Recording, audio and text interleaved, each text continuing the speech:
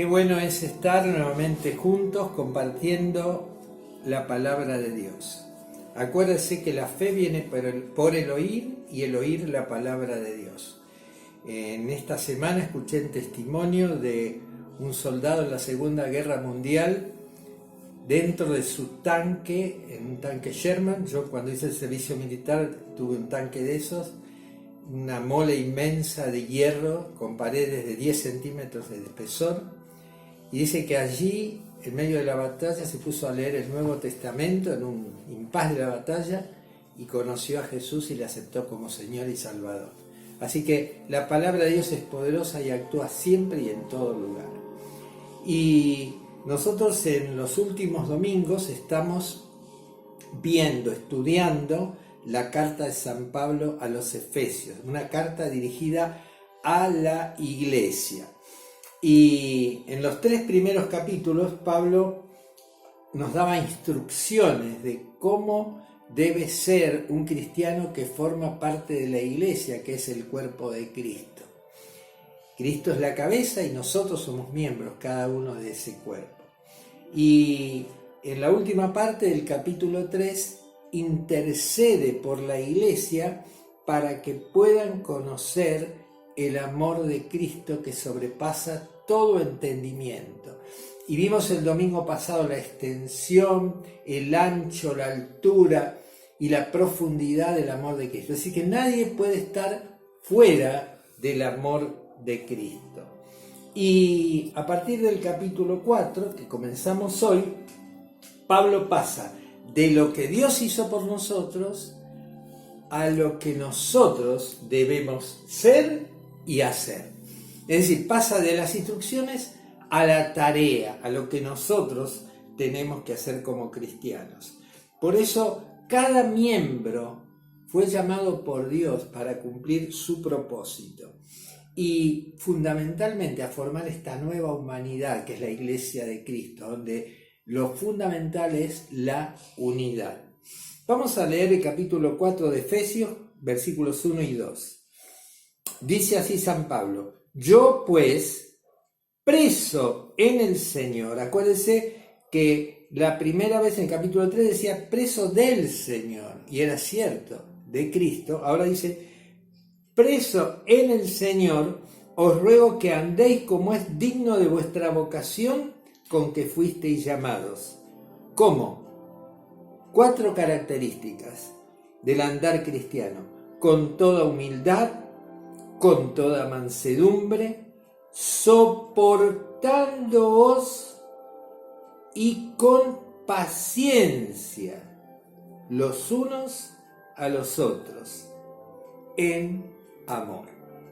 Y hoy vamos a considerar estos 2 versículos, lo que nos dice respecto a la conducta, al quehacer, al diario vivir de un cristiano que forma parte, por supuesto, de la Iglesia de Cristo. En primer lugar, Pablo está rogando ¿a quién? Está rogando al Señor y está rogando a los hermanos que andemos como es digno de la vocación a la que fuimos llamados. Fíjense ustedes que dice 2 cosas de la Iglesia. Hemos visto hasta ahora que la Iglesia es la familia de Dios. Aquella que, ¿se acuerdan? Decíamos en la semana pasada que nosotros elegimos, de la que elegimos formar parte. Un pueblo único, esa nueva humanidad. Y otra de las características es de que somos un pueblo santo. No quiere decir que tenemos la aureola acá en la cabeza, quiere decir que somos un pueblo apartado del mundo para Dios, preparados para servir y cumplir con el propósito que Dios nos da, y en unidad y en pureza. La característica del grupo de la Iglesia cristiana es la unidad y también su forma de vida, la pureza de conducta. Yo me acuerdo, quizá alguno recuerde a Verónica Carpio. Ella decía, vivía ahí donde vive Ariel hoy, Ariel con sus hermanas, Y dice, yo veía desde mi departamento, desde el balcón, la unidad, el cuerpo de Cristo, ver ahí, ella no decía el cuerpo de Cristo, ver la iglesia, y digo, yo quiero formar parte de ese grupo. Y así fue que Verónica se convirtió a Cristo. Y la iglesia debe mostrar unidad y conducta de pureza, conducta de santidad, no de perfección, pero sí de santidad. Y la unidad depende del amor con que vivimos hacia los demás. Depende de que Dios es uno. Dios Padre, Dios Hijo y Dios Espíritu Santo. Pero Dios es uno, una unidad, enriquecida por la diversidad. Yo me acuerdo un hermano de Castelar que decía, unos son bautistas, otros pentecostales, otros hermanos libres, otros metodistas. Y dice, pero es como la mano. Usted necesita de todos los 5 dedos de la mano para poder usarla. Bueno, así cada característica de cada grupo de cristianos forma la unidad en la diversidad. Es una mano, pero con distintas características. Y cimentado, vamos a ver más adelante, aquí en el capítulo 4, en la madurez del cristiano, en el crecimiento a la medida y a la estatura de la plenitud de Cristo, porque en Cristo tenemos todo. Por eso Pablo dice, os ruego que andéis. Antes había rogado al Señor para que nos abra la mente, para comprender todos los misterios que Dios tiene para nosotros revelados. Y ahora Pablo nos pide a nosotros que andemos en la vocación a la que fuimos llamados. Si usted va a un médico, ¿qué espera? Que le dé en la tecla respecto a su dolencia y le ayude a recobrar su salud, porque anda como es digno de la profesión que tiene. Esta mañana, muy temprano, salió mi hija para la guardia y ahí andaba con todas parecía Silvia cuando iba a dar clases, sus bolsos, sus arreglos, sus arreos para estar cumpliendo con la tarea de la guardia de 24 horas. Bueno, así hermanos, debemos estar andando como es digno de la vocación a la que fuimos llamados. Y estas 4 características que da de esta vocación. Dice que debemos andar en humildad y mansedumbre. Ahora miren qué notable. En el Imperio Romano, que era el que gobernaba en el tiempo en que Pablo estaba escribiendo, acuérdense, él mismo estaba preso en la capital, en Roma, la humildad era una virtud considerada un defecto. Miren qué contradicción, ¿no es cierto? Era una característica de las personas esclavas, de las personas serviles, de las personas más despreciables de la sociedad. Y aquí Pablo nos dice que debemos andar en humildad. Por eso se llama la contracultura cristiana, pues somos distintos a lo que el mundo es. El mundo dice, vos valés por lo que tenés, vos valés por lo que sos, la ropa que te ponés, lo que usás. Y el Señor dice, no, para andar como cristianos debes andar en humildad. ¿Y cuál es el ejemplo perfecto? Es Jesucristo. Dice Filipenses 2, haya en ustedes, 2:5, haya en ustedes el mismo sentir que hubo en ¿quién? En Cristo Jesús, el que se humilló y se dio a sí mismo en rescate por nosotros. Aquel que se humilló hasta la cruz, se hizo hombre y como hombre murió en la cruz por nosotros. Por eso cuando vos tenés a Jesucristo como tu Salvador, una de las características sobresalientes es que estás imitando a Jesús. Y el sentir de Jesús es el de la máxima sumisión y humillación.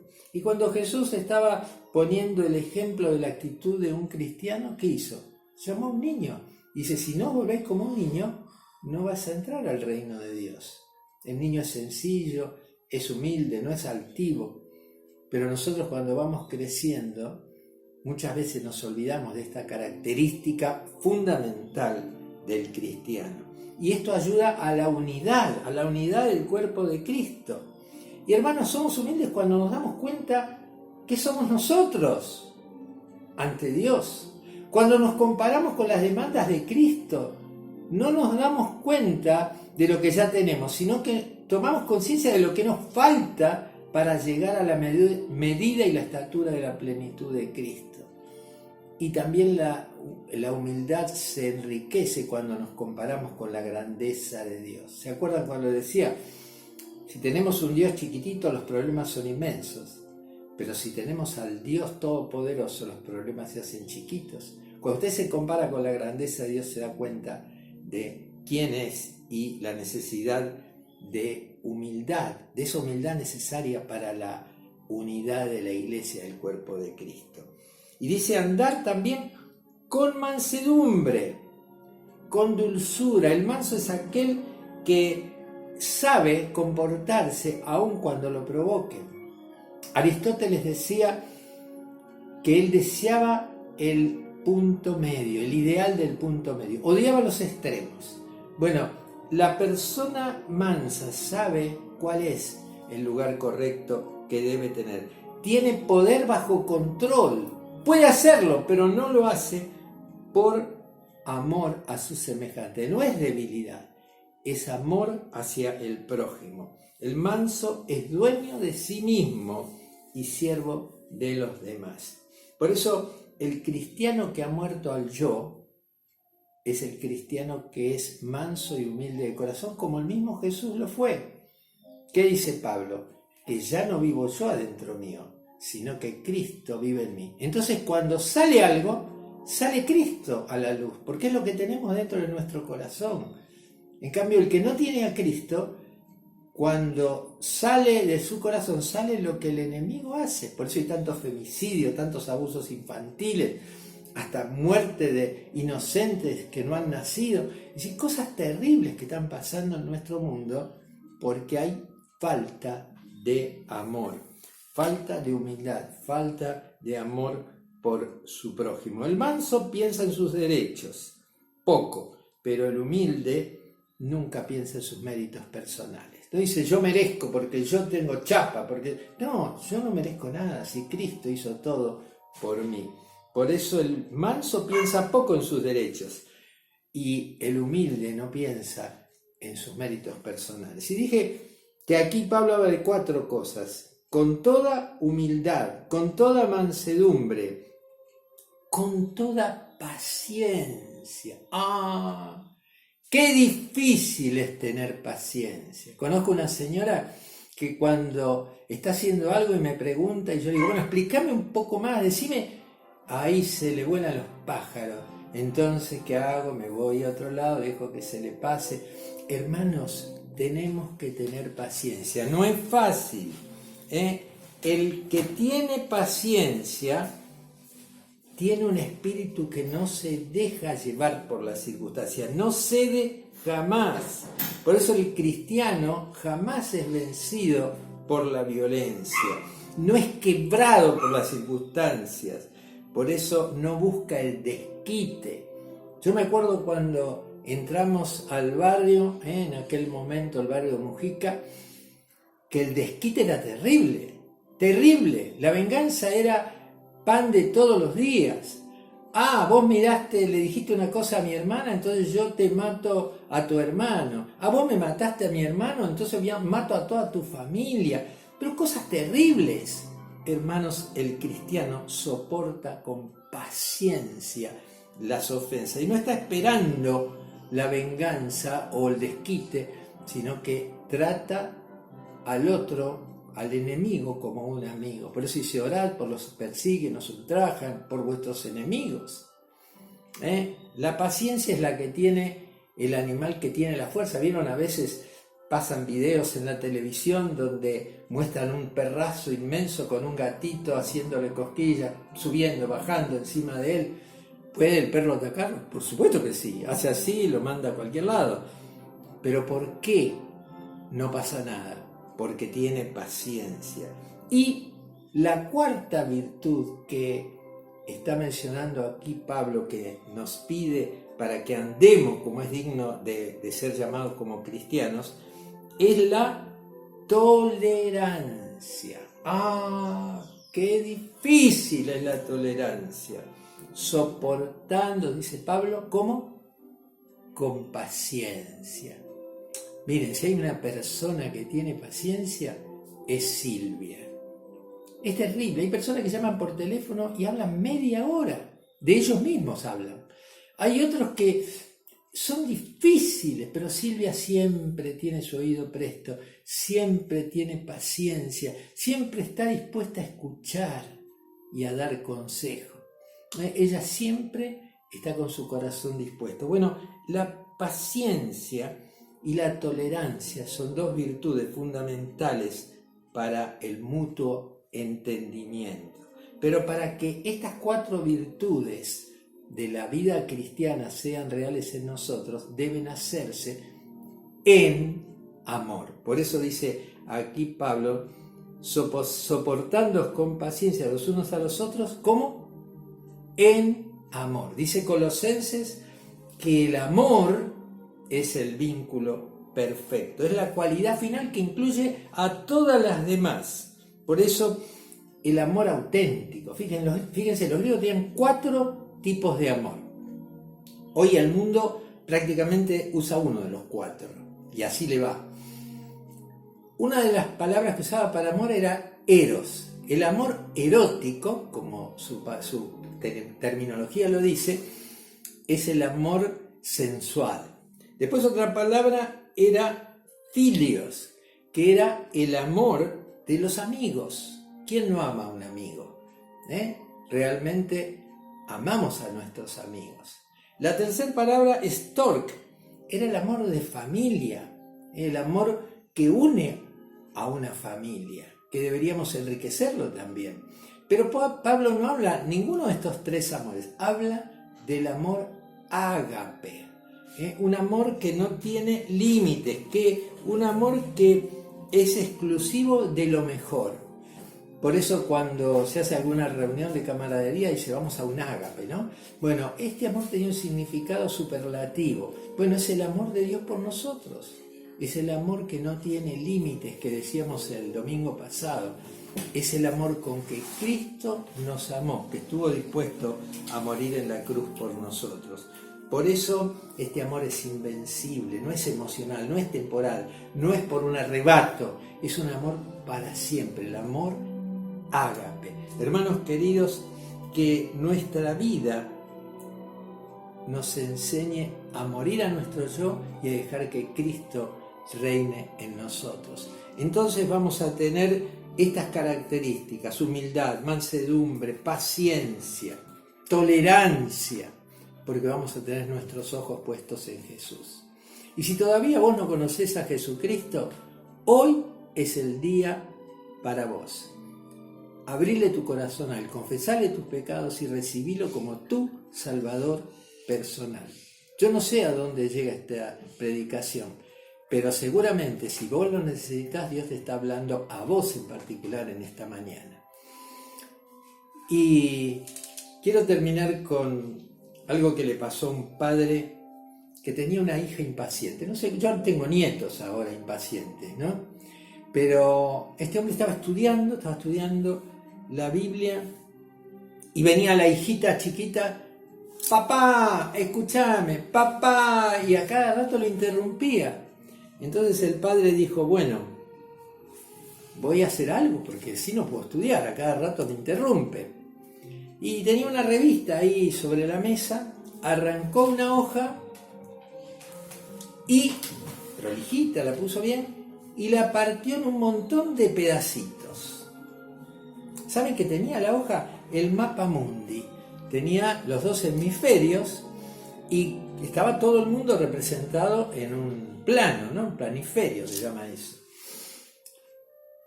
Y le dijo a la hija, bueno, mirá, esto representa a todo el mundo conocido.